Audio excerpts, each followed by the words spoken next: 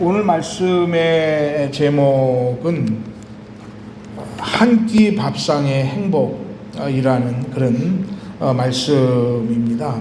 오늘 시편 23편은 우리가 잘 아는 그런 말씀이지요. 그래서 이 시편 23편은 우리 뭐 다 외울 정도로 좋아하는 그런 아주 귀한 말씀입니다. 오늘 저는요, 이 말씀을 통해서 사람들이 밥 한 끼를 먹는 그 행복이 얼마나 큰 것인가 하는 것에 대해서 좀 말씀을 나눠보려고 합니다. 요즘에 유명한 말 중에서 집밥이라고 하는 말이 있죠. 집에서 먹는 밥 같은 식사를 집밥이라고 그럽니다. 혼자 생활하시는 분들은 집밥이 가장 그립다고 하더라고요. 뭐 이 식당에서도 밥도 먹고 저 식당에서 밥을 먹는데 찾아다니면서 비싼 돈을 주고 음식을 사 먹고는 하지만 반찬 서너 가지만 있어도 집에서 주부가 만든 밥이 제일 맛이 있다고 몇 그릇씩 잡수더라고요. 뭐 그런데 요즘 현대 미국 이민 생활 속에서 주부가 있어도 집밥을 그렇게 자주 먹는 건 아닌데 어쩌다가 집 음식을 마주 앉아 먹으면 사실은 맛있긴 하더라고요.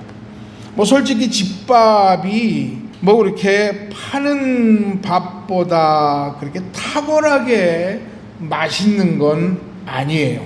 그런데 집밥이 뱃속 깊이 내려가서 포만감을 주는 그런 행복을 가져다 주는 이유는 아마 편안함일 거예요.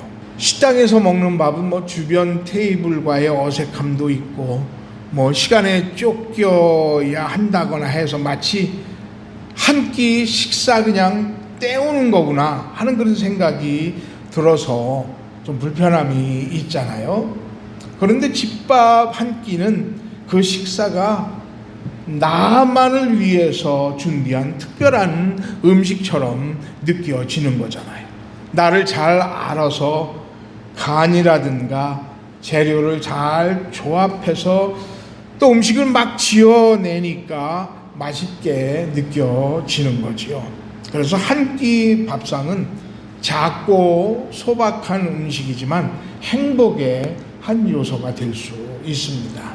그래서 어느 자리에서 한 끼 밥상을 먹느냐 하는 것은 굉장히 중요합니다. 오늘은요, 시편 23편을 나누면서 저는 이 한 끼 밥상의 행복에 대해서 말씀을 좀 나눠보려고 합니다. 첫 번째, 오늘 시편 23편은요, 양의 관점에서 본 목자에 대한 묘사다라고 하는 사실이에요. 아마 시편 23편은 시편 모든 시 중에서 가장 널리 알려지고 또 가장 많은 사랑을 받는 시입니다. 찬송곡으로도 이 시편 23편은 많이 쓰여져서 유명하지요. 뭐 어릴 때부터 우리가 불렀던 찬송 기억나세요? 하나님은 나의 목자시 내게 부족함이 없으리로다. 기억나시죠? 그렇죠? 또 찬송 가곡으로 유명한 나훈영 선생의 작품 중에서 하나님은 나의 목자시니 내게 부족함이 없으리로다. 기억나세요? 이런 곡. 또 오늘 우리 찬송가에도 나오지만 선한 목자 되신 예수여 하는 곡도 정말 유명한 곡이에요. 찬양 목록에 보면 이 목자와 양에 관한 찬송이 굉장히 많이 나와 있습니다.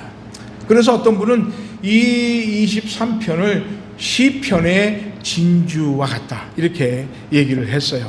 그러니까 시편 전체가 골드링이라면 이 시편 23편은 마치 그 금반지 위에 장식된 진주와 같다 이렇게 말을 하는 거예요. 그 정도로 이 시편 23편이 정말 많이 부르기도 했고 또 많은 분들의 사랑을 받아서 외우기도 하고 또 이 말씀이 가지고 있는 메시지와 위로가 시를 읽는 독자에게 격려와 감동과 위로가 됩니다. 그래서 또 어떤 분은 이 시편 23편을 위로의 손수건이라 그렇게 얘기를 했어요. 그러니까 마음이 힘들고 아플 때에 또 외롭고 고달플 때에 앞길이 막혀 있을 것 같은 그런 깜깜함을 느낄 때에 이 시편을 천천히 읽고 낭송을 하면 나도 모르게 마음속으로도 또 겉으로도 눈물이 주르륵 흘러내리는 거예요. 그래서 이 시편 23편이 우리의 눈물을 닦아준다라고 해서 손수건 시라고도 부르기도 해요. 또 요즘에 이 시편을 패러디한 그런 시편도 많이 나와요. 골프는 나의 목자시니 내가 부족함이 없으리로다. 그가 나를 푸른 초장에 인도하시며 어쩌고 하면서 이 골퍼들이 이 시편 23편을 패러디해서 낭독하기도 해요. 오늘 표제어는 아주 간단해요. 시편 23편 앞에 보면 이 시편이 다윗의 시라고 말해주고 있어요. 아주 간단해요. 그런데 이 시편 23편이 다윗의 시다라고 하는 그 표제어의 진실이 이 시편 23편의 모든 것을 말해주고 있는 거예요. 우리가 잘 알다시피 다윗은 목동으로 컸잖아요. 사무엘상 16장에 보면은 하나님이 교만했던 사울 왕을 버리고 이제 다윗 왕을 새로운 왕으로 택하세요. 그래서 하나님은 사무엘을 다윗의 원래 집인 베들레헴으로 사무엘을 보내지요. 그래서 이새의 집에 가서 그 아들들을 다 봤는데 하나님이 허락하시는 왕감이 없었어요. 7 아들을 다 보냈는데 왕으로 하나님이 허락을 하지 않는 거예요. 그런데 11절에 보면은 이렇게 말하고 있어요. 또 사무엘이 이새에게 이르되 내 아들들이 다 여기 있느냐? 이새가 가로되 아직 막내가 남았는데 그는 양을 지키나이다. 이렇게 얘기를 했어요. 그러니까 다윗의 형들 7은 다 군인으로 복무를 하고 있었어요. 그러나 8번째였던 막내 다윗은 양을 지키고 있었다고 했어요. 그러니까 이 다윗의 직업은 뭐냐면 목동이었어요. 양치기였어요. 블레셋이 이스라엘을 쳐들어오지요. 그래서 이스라엘을 협박하고 조롱을 해요. 다윗이 어느 날 양을 치다가 형들에게 음식을 좀 가져다 주러 전쟁터에 나갔는데 골리앗이라고 하는 블레셋 장수가 이스라엘 백성들에 대해서 조롱을 하고 있는 거예요. 그러니까 이 다윗의 마음이 뜨거운 감동이 돼서 자기가 전쟁에 나가서 블레셋과 싸우겠다고 얘기를 해요. 그래서 사울을 찾아가지요. 당돌하게 사울을 찾아가요. 근데 그 사울이 이 아이가 너무 작고 왜소하니까 너는 아직 앤데 그리고 저 사람은 장수다 라고 얘기를 하죠. 그러니까 사무엘상 17장 34절에서 35절에 보면은 다윗이 사울에게 이렇게 얘기를 해요. 주의 종이 아버지의 양을 지킬 때에 사자나 곰이 와서 양떼에서 새끼를 물어가면 내가 따라가서 그것을 치고 그 입에서 새끼를 건져내었고 그것이 일어나 나를 해하고자 하면 내가 그 수염을 잡고 그것을 쳐 죽였나이다 얘기를 해요. 여기 보면 아버지의 양을 지킬 때에 라고 얘기를 해요. 또 곰이나 사자가 양떼에서 새끼를 물어가면 내가 따라가서 그것을 치고 그 입에서 새끼를 건져냈다라고 얘기를 해요. 그러니까 이 내용을 보면 이스라엘은 유목민이었으니까 아마 많은 사람들이 양을 쳤을 거예요. 다윗은 어릴 때부터 이렇게 양을 먹이고 재우는 일을 해왔어요. 사자나 곰들이 양들을 공격해 왔을 때에 양을 지키고 보호하고 사자와 곰을 때려잡는 아주 실력 있는 유능한 목동이었어요. 그런데 오늘 다윗은 하나님과 자신과의 관계를 목자와 양으로 비유를 해요. 누구보다도 다윗은 양에 대해서, 양의 습관이나 행동을 잘 알았어요. 그래서 하나님은 목자시고 나는 양입니다라고 표현하는 게 매우 자연스러운 일이에요. 양의 입장에서 목자를 보는 관점이 오늘 시편 23편의 관점이에요. 양의 입장에서 보는 거예요. 목동이었던 다윗이 양의 입장에서 목동을 생각을 해보는 거예요. 양은 약해요. 방향 감각도 없어요. 양은 자기를 공격해오는 어떤 동물들을 공격할 만한 무기를 가지지도 않았어요. 방향 감각도 없고 약하고, 누가 그 양들을 보호해주지 않으면 목자가 자기들의 가는 길을 리드해 나가지 않으면 양은 물로도 풀로도 갈 수 없는 거예요. 그러니까 양의 입장에서 다윗은 하나님을 생각하기를, 나는 약하고 나는 어리석고 나는 삶의 방향도 모르고 누가 공격해오면 그거를 받아칠 무기도 없는 형편없는 양이구나. 그러나 하나님은 나의 목자가 되셔서 하나님은 나의 삶을 이끌어 가시고 내 인생을 리드해 나가시고 나를 가장 좋은 곳으로 이끄시는 분이 목자이신 하나님이시구나 라고 오늘 고백을 하고 있는 거예요. 양은 그래서 그저 목자가 가는 대로 갑니다. 목자가 앞에서 지팡이를 들고 가면 양은 목자의 음성을 듣고 그가 가는 곳으로 그저 무리를 져서 따라가요. 그런데 가보니까 거기에 만난 풀이 있는 거예요. 목자를 따라갔더니 거기에 잔잔한 시냇물이 흘러가고 있는 거예요. 그래서 양들이 그 풀을 뜯어먹고 그리고 그 물을 마시면서 새로운 생기를 얻게 되고 새로운 활력을 얻게 되는 거예요. 그래서 다윗은 뭐라고 표현했느냐면 내 영혼을 소생시키는도다 라고 말하고 있어요. 그런데 오늘 말씀을 가만히 보면 양을 치는 도구도 오늘 말씀 속에 나와 있어요.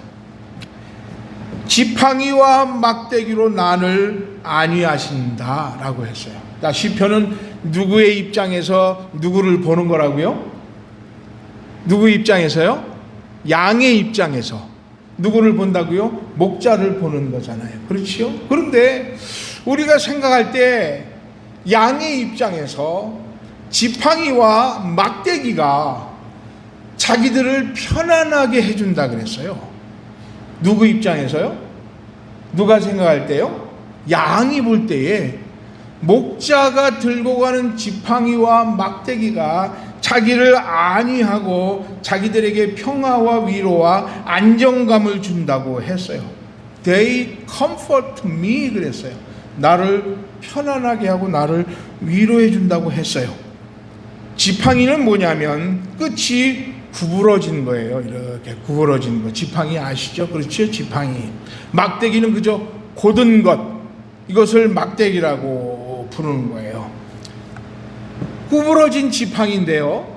왜 양에게 그게 안정감을 가져다 줄까? 왜 comfort me 그랬을까요? 양이 그 무리에서 이탈을 하잖아요. 그러면 이 목자는 지팡이를 사용을 했어요. 양의 목을 딱 거는 거예요. 구부러진 걸로. 그래서 그 목을 걸어가지고 그 양을 무리 쪽으로 끌어당기는 거예요. 양이 볼 때는 참 괴로운 일 아니겠어요? 그렇지요. 그런데 목을 딱 걸어서 혹은 어깨를 걸어가지고 양의 무리 쪽으로 끌어당기면 자기가 이탈했던 거기에서 지금 푸른 풀밭 물가로 따라가는 양떼들 속에 들어갈 수 있었던 거예요. 그제서야 그는 안정감, 안전함을 누릴 수 있는 거예요. 어떤 때는 양이 길을 가다가 골짜기에 떨어졌을 때도 있잖아요. 그러면 목자는 어떻게 해요? 지팡이를 쓱 내밀어 가지고 어디를 걸어요? 목을 거는 거예요. 그리고 어깨를 걸어요. 그래가지고 그 양을 끌어올리는 거예요. 그래서 들판으로 다시 데려가게 되는 거죠. 또 어떤 데 이놈의 양이 정 삐뚤어 나가면 그 지팡이로 엉덩이를 어떻게 해요? 살짝 냈다 때려요. 그러면 이 양이 방향을 틀어가지고 어떻게 해요? 그 무리 속으로 들어오게 되는 거예요. 그러니까 양은 방향 감각이 없어서 홀로 떨어지면 틀림없이 길을 잃어요. 그래서 이탈하게 되고 중도에서 탈락을 하게 되고, 그리고 그 꿀과 그리고 풀이 있는 곳, 물이 있는 곳에서부터 낙오될 수밖에 없는 거예요. 근데 어떻게 해요? 목자가 나타나서 때로는 괴롭지만 목을 냅다 지팡이로 걸어요. 그래서 끌어당기고, 그리고 어깨를 걸어서 끌어당기고, 낭떠러지의 절벽에 떨어졌을 때에 목을 걸어서 끌어올려서 그 무리 속으로 들어갈 때 비로소 이 양은 컴포트, 안전함을 느낄 수 있고 위로를 느낄 수 있는 거예요.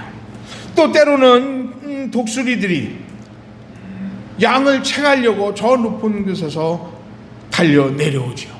그때 어떻게 합니까? 막대기로 독수리를 쳐내는 거예요. 곰이 달려들 때 막대기로 쳐냅니다. 사자가 달려들 때도 막대기로 쳐내는 거예요.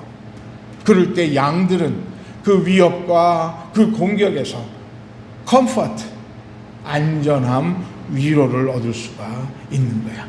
이걸 보면 다윗이 얼마나 목동에 스킬이 있었나라는 것을 알게 돼요. 다윗은 그 목동이 하는 역할을 보면서 하나님께서 내 인생을 하나님의 막대기와 하나님의 지팡이로 인도한다고 하는 것을 깨닫게 된 거예요. 우리가 때로는 삶의 방향을 찾지 못하고 잘못 나가서 방황할 때가 있잖아요. 어떻게 해요? 하나님이 지팡이로 내 목을 어떻게 해요? 딱 거는 거예요. 방향을 틀어서 하나님의 백성 안으로, 하나님의 품 안으로 잡아 당기시는 거예요. 우리는 생각하기를 내가 마음대로 나가고 마음대로 방황하게 살 때 하나님이 내 하나님의 지팡이로 내 목을 딱 걸어서 잡아다닐 때에 왜 하나님이 내 인생에 태클을 것이나 하고 생각을 하잖아요. 좀 자유롭게 그 세상에 살고 싶은데 하나님은 그렇게 내버려 두질 않아요. 하나님의 백성의 목을 딱 걸어서 어떻게 해요? 잡아 다니시는 거예요. 하나님의 품으로, 하나님의 길로 다시 던져 놓으시는 거예요. 그때 돌아와서 우리는 하나님이 나를 어떻게 해요? 하나님의 지팡이로 나를 걸어 당기셨구나 라는 것을 알게 되는 거예요. 어딜 가? 목을 걸어서 하나님의 교회로, 성도들의 모임으로 던져 놓는 거예요. 사탄이 우리에게 덤벼들 때 하나님은 사탄을 권능의 막대기로 몰아내시는 줄 믿습니다. 우리가 사탄과 그리고 어려운 악의 세력의 고통을 당할 때 하나님의 권능의 막대기로 몰아내 주시는 거예요. 그럴 때 우리는 하나님 품 안에서 안전함과 컴포트, 나를 위로하시는 하나님의 음성을 들을 수 있는 것입니다. 목동이 아니면 이런 표현을 쓸 수가 없는 거예요. 양이 이럴 때에 어땠을까 하는 것을 이 다윗은 잘 알고 있어요. 그래서 하나님께서 우리의 인생을 목동이 양을 관찰하고 그들을 구하고 그들을 건져내고 지키는 것 같은 그런 세심함으로 우리들을 하나님이 지키시고 계신다는 사실을 오늘 이 말씀 속에 고백하고 있는 거예요. 여호와는 나의 목자시니 라고 하는 이 말은 그렇기 때문에 하나님이 얼마나 부족한 나를 세심하게 보호하시고 관찰하시는가 하는 것에 대한 고백이 오늘 시편 23편입니다. 어떠세요? 우리가 신앙생활하면서 하나님께서 나를 정말 스텝 순간순간 세밀하게 나를 간섭해야 하고 계시다는 사실을 믿고 계십니까? 어떠세요? 내가 헤매고 방황할 때 하나님이 나를 지팡이로 목을 딱 걸어서 잡아당겼다는 느낌을 가지세요? 어떠세요? 왜 내 인생에 하나님이 이렇게 태클을 거시지? 왜 내가 뭘 하려고 하면 내가 뭘 할 때마다 내 인생에 태클을 거시는 거야? 근데 가만히 보니까 하나님이 나를 목을 어떻게 해요? 딱 걸어서 나를 하나님의 길로 하나님의 품으로 이끄시는 걸 느낄 수 있잖아요. 그렇지요? 여호와는 나의 목자시니 라고 하는 고백 속에 그런 고백이 담겨 있는 것입니다.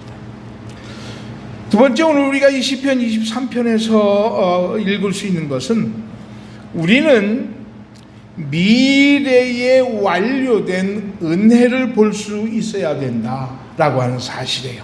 우리의 미래에 이루어진 축복을 보는 믿음으로 우리는 하나님 앞에 살 수 있어야 된다라는 것이에요. 시편 23편의 특징은 뭐냐면 미래 시제라는 거예요. 미래예요. 현재가 아니라 미래. 그것도 정확히 말하면 미래 완료라는 거예요. 이미 미래지만 그 미래 시점에서 가면 어떤 것이 완료되어 있는 것, 이게 미래잖아요. 그렇지요? 오늘 여기 한글 버전에 보면 여호와는 나의 목자시니 내게 부족함이 없으리로다. 그가 나를 푸른 초장으로 인도하시는도다 라고 마치 현재에 이끌어 가시고 채워주시는 것으로 표현되어 있어요. 그런데 원래 시편 23편은 미래 시제로 되어 있어요. 예를 들자면 이래요. The Lord is my shepherd. I shall not be in want가 되어 있어요. I shall이라고 하는 것은 뭐죠? 미래 완료예요. 미래. I shall not be. 부족함이 없을 거야. 미래에 될 일인데 미래에 이미 나는 아무 부족함도 없을 거야 라는 표현이에요. 미래에 가서 나는 어떤 것도 원치 않을 거야. 이미 나는 그때에 풍성하고 배부르니까 라는 뜻이에요. 현재가 아니에요. 현재가 아니라 미래에 이미 어떻게 배불러 있다는 얘기예요. 미래에 이미 나는 풍족해서 아무것도 필요 없는 때다 이런 말이에요.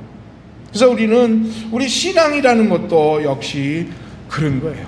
하나님이 나의 목자시니까 나는 이미 아무것도 부족함이 없어. 미래인데도 이미 어두워진 거예요. 그가 나를 푸른 초장으로 인도하시고 쉴만한 물가로 인도하실 것이기 때문에 나는 어떤 것도 부족함이 없어 라는 그런 뜻입니다. 사실 이 시편의 표제어에는 나와 있지 않지만 학자들은 이 시편 23편을 쓰게 된 배경이 아들 압살롬에 의해서 쫓겨다닐 때 썼던 때가 바로 이 배경이었을 것이라고 얘기를 해요. 다윗의 셋째 아들이 누구냐면 압살롬이에요. 그런데 이 압살롬이 이방 여자의 아들이었었는데요. 가만히 보니까 아버지가 자기에게 왕위를 줄 것 같지 않은 거예요. 그러니까 이제 아버지를 죽이고 구테타를 일으켜서 내가 왕이 돼야 되겠다라는 계획을 갖게 됩니다. 그래서 계획한 대로 어느 날 군대를 이끌고 예루살렘으로 향합니다. 그리고 막 질풍노도처럼 예루살렘의 군대를 이끌고 막 쳐들어가요. 이 소식을 다윗이 듣고 깜짝 놀라서 갑자기 피신을 하게 됐어요. 도망하는 신세가 됐죠. 그런데 이 다윗은 압살롬을 원망하지 않아요.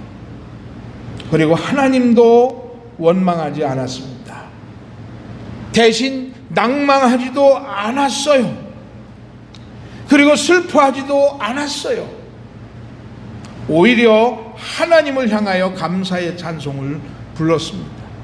바로 그 시가 오늘 시편 23편이에요. 여호와는 목자시니 내가 부족함이 없으리로다.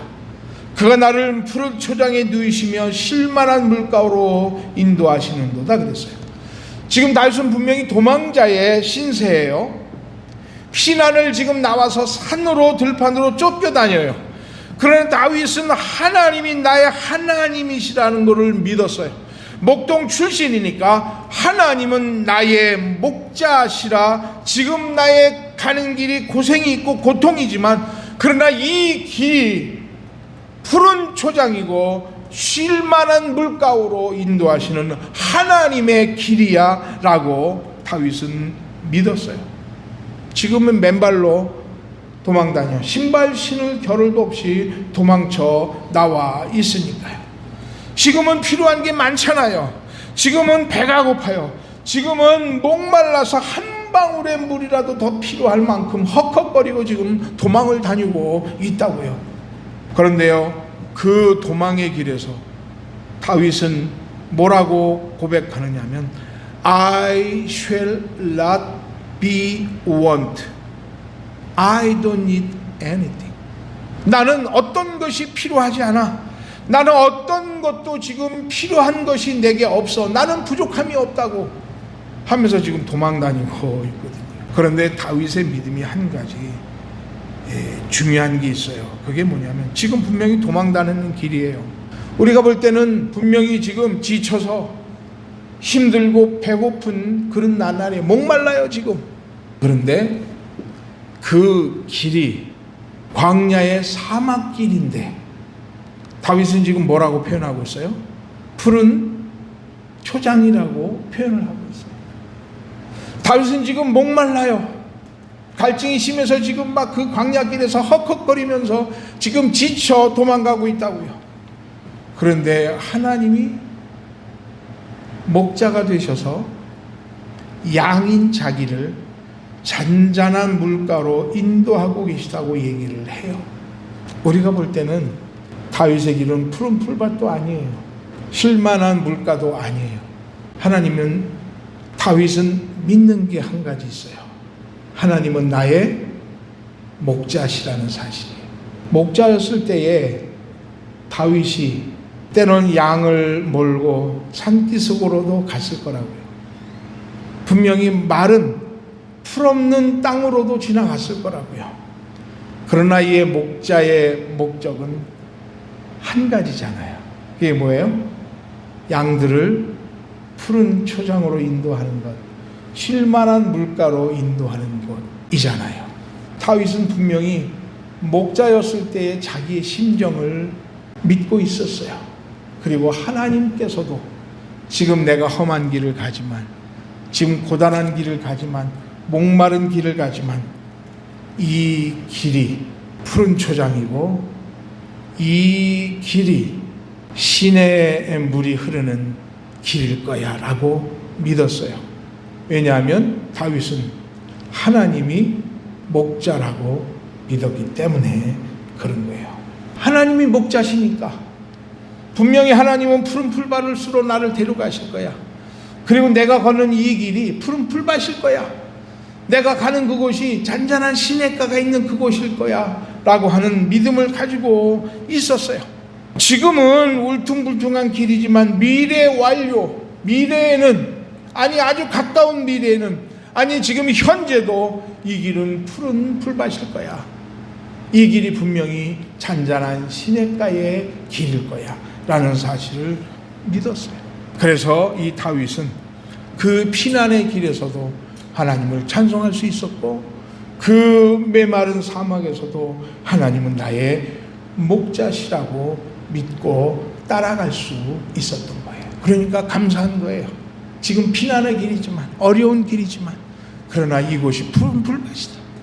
이곳이 분명히 물이 흐르는 시냇가야라고 믿었던 것입니다. 저는 우리들 이 신앙 속에서 이 미래 완료에 대한 신앙이 너무 중요하다는 것을 우리들은 기억을 할 수 있어야 될 것 같아요. 지금 현재는 이렇지만 그러나 미래에는 나는 부족함이 없을 거야. 이것이 우리들의 신앙이 될 수 있기를 주님의 이름으로 간절히 축원합니다. 힘들지요. 힘들고 어려운 삶이에요. 그러나 분명히 이 길은 하나님이 우리를 인도하시는 길입니다. 믿으십니까? 이 길 하나님 인도하시는 길이잖아요. 아니에요? 우리가 여기 이 자리에 서 있는 삶이 하나님이 인도하시는 길이 아니라고 생각하세요?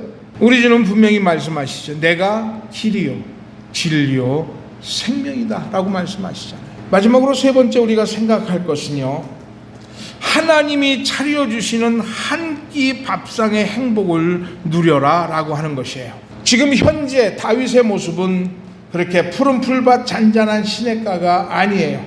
그러나 분명한 것은 목자 되신 하나님이 다윗을 이끌어 가시고 계시다는 사실이에요. 우리의 삶도 마찬가지입니다. 우리의 삶이 그렇게 편안하거나 좋았던 삶은 아니에요. 그런데 가만히 돌아서 보면 하나님이 인도해 오시고 계시다는 것을 우리는 깨닫게 되잖아요. 어려운데도 우리는 믿어야 돼요. 힘든데도 믿어야 돼요. 하나님이 왜 이렇게 내 인생 힘든 길만 골라서 리드해 나가시나 하는 그런 생각도 들 때가 있지. 그러나 분명한 것은요, 여호와가 나의 목자시라는 거예요. 믿으십니까? 여호와가 나의 목자십니다. 아멘이세요? 하나님이 나의 목자십니다. 아멘? 지금도 나를 이끌어 가시는 그 길이 하나님이 나를 이끌어 가시는 길이에요. 그렇지요? 힘들고 어려워도 분명한 그것은 하나님이 나를 이끌어 가시는 방법이시잖아요. 아멘 안 하세요? 생각해 보고요. 어떠세요? 아멘이시죠? 예. 그런데 저는 오늘 말씀 속에서 깜짝 놀란 부분이 있어요. 하나님이 우리를 어떤 연회장으로 초대하셨구나라는 것을 알게 돼요. 5절에 보니까 이런 말씀이 있어요. 주께서 내 원수의 목전에서 내게 상을 차려주시고 기름으로 내 머리에 부으셨으니 내 잔이 넘치나이다 라고 했어요. 푸른 초장을 지나고 사망의 음침한 골짜기를 지나왔는데 지금 우리 앞에 뭐가 하나 차려져 있느냐면 밥상 하나가 차려져 있는 거예요. 어떤 분이 이제 여기서 내게 상을 주시고 하니까 이 상이 어워드라고 말하고 있어요. 어워드가 아니에요. 내게 무슨 표창장을 주시는 게 아니에요. 야, 잘해왔다, 네가 정말 훌륭했어, 표창장 주는 게 아니라 여기는요, You prepare a table for me 라고 돼 있어요. 푸드 테이블이에요. 밥상, 음식을 차려져 있는 그런 밥상이 여기 테이블이에요. 그러니까 성경에 상을 차렸다라고 하는 그 말의 뜻은 식사를 준비했다라는 그런 말이에요. You prepare a table for me.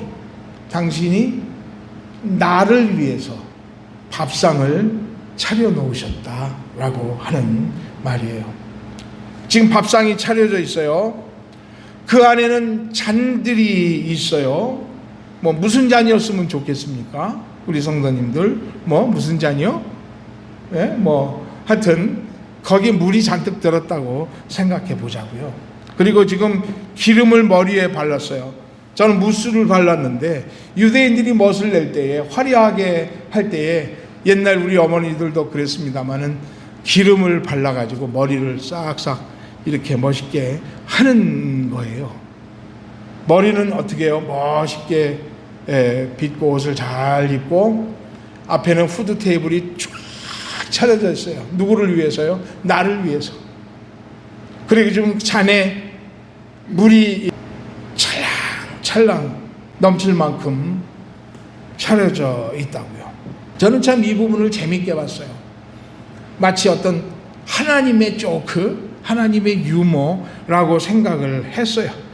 그런데 왜 제가 유머라고 생각을 했느냐면, 지금 연회장에 내가 지금 들어가 있어요. 멋있는 머리도 기름을 쫙 바르고 멋있는 옷을 입고 막 풍성한 음식이 차려져 있고, 앞에 있는 잔에는 막 물이 뭐 포도주라도 좋고 막 넘쳐날 정도로 찰랑찰랑 차려져 있어요.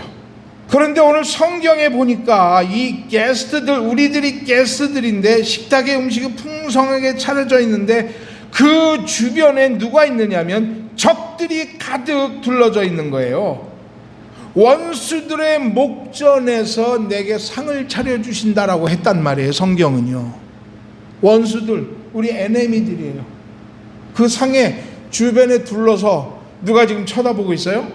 원수들이 나를 핍박하고 나를 고통 속에 몰아넣었던 그 원수들, 내가 그 힘들고 어려웠던 과정을 겪고 오면서 내가 그 삶의 과정을 지나왔는데, 그 과정을 지나오고 때로는 사망의 음침한 골짜기처럼 고통스럽고 죽을 만큼 어려웠던 그때를 견뎌내서 지금 왔어요. 그런데 내 앞에 놓여 있는데 그 실만한 물가에, 그리고 그 사망의 음침한 골짜기를 경험하였던 그 다음에 펼쳐졌던 그 광경을 보니까 너무 풍성한 식탁이고 너무 멋있는 음식들이고, 그런데 주변에 적들이 둘러서서 나를 쳐다보고 있는 거예요. 상상을 해보세요. 아니 뭐 큰 테이블은 아니어도 좋아요. 요만한 테이블에 내가 이제 집밥을 한 끼를 딱 먹으려고 차려놨는데 앞에 내가 지긋지긋하게 나를 괴롭혔던 그 왼수가 서 있는 거예요. 나를 고통스럽게 만들었던 그 장본인이 그 앞에 딱 서 있는 거예요. 나를 고통 속에 몰아넣었던 그 배신자, 나를 그 절망 속에 빠뜨렸던 그 원수가 나를 쫙 보고 있는 거예요. 근데 그 앞에는 뭐가 있다고요? 상이 차려져 있는 거예요. 이 그림을 저는 상상해 봤는데 정말 기분이 째지더라고요. 째진다는 표현이 있잖아요. 너무 기분이 좋더라고요. 야, 원수들은 생각했을 거예요. 야, 저거 내가 이렇게 고통 속에 몰아넣었으니까 저건 망했을 거야. 내가 그렇게 어렵게 하고 내가 배신하고 내 뒤통수 딱 때리고 돌아섰으니까 저거는 이제 망했어. 그런데 지금 내 앞에 뭐가 있다고요? 멋진 한 끼의 밥상이 쫙 차려져 있는 거예요. 앞에 물이 찰랑찰랑 주고, 나는 머리에 기름을 쫙 바르고 좋은 옷을 입고 지금 옆에 뭐 숟갈, 젓갈, 포크, 나이프 다 놓여 있는 거죠. 근데 오늘 여기 보면 그 원수들은 누구냐면 하나님께 패한 자들이에요. 하나님이 굴복시킨 원수들이라고요. 나를 괴롭혔지만, 나를 고통스럽게 몰아넣어서 그 사망의 골짜기를 지나오는 과정 속에 나를 괴롭혔지만 하나님이 물리치시고, 하나님이 막으셨고, 하나님이 무릎 꿇게 하고, 하나님이 쳐서 복종케 한 패한 원수들이 내 주변에 있는 거예요. 나는 그 앞에 지금 맛있는 식사를 지금 앞에 놓고 그거를 먹고 있는 거예요. 어떠세요? 음식을 좀 잡술 수 있으실 것 같아요? 어때요? 내가 밥을 이렇게 먹고 있는데 거기에 물을 끓고 있는 원수들이 쫙 있어요. 어떠세요? 밥을 좀 맛있게 먹을 수 있을 것 같으세요? 저는 그걸 한번 생각을 해봤어요. 이야, 나를 괴롭혔던 누구를 생각을 하면서, 나를 핍박하고 나를 배신하고 나를 고통스럽게 몰아넣었고, 나를 정말 죽도록 좌절하게 만들었던 그 사람이라고 부르고 싶지도 않아. 사람이 내 주변에 쫙 있는데 내 앞에 뜨끈뜨끈한 해장국이 한 대가 있어. 깍두기 막 있지 막. 내가 과연 먹을 수 있을까? 그런데 또 생각을 해봤어요. 왜냐하면 그런 어려움의 과정, 그렇게 심각한 과정을 내가 뚫고 지나지 않았다면 저는 원수들 있는 앞에서 벌벌벌벌 떨면서 한 숟갈도 못 떴을 것 같아요. 그런데 지금은 그 어려운 과정 다 지나왔고, 그 푸른 풀과 시냇물 다 지나오고, 사망의 골짜기도 지나와서 이제 딱 자리에 앉았어요.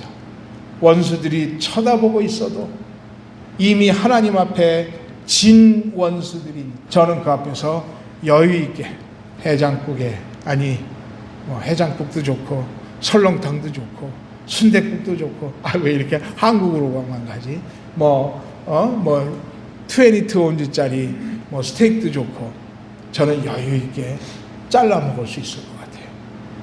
고난이 지나니까 그 고통의 과정을 겪은 뒤에 우리는 이제는 하나님 앞에서 여유 있게 인생을 바라보면서 하나님 앞에 패한 자들을 바라보면서 맛있게 한 끼 식사를 할 수 있을 것 같아요.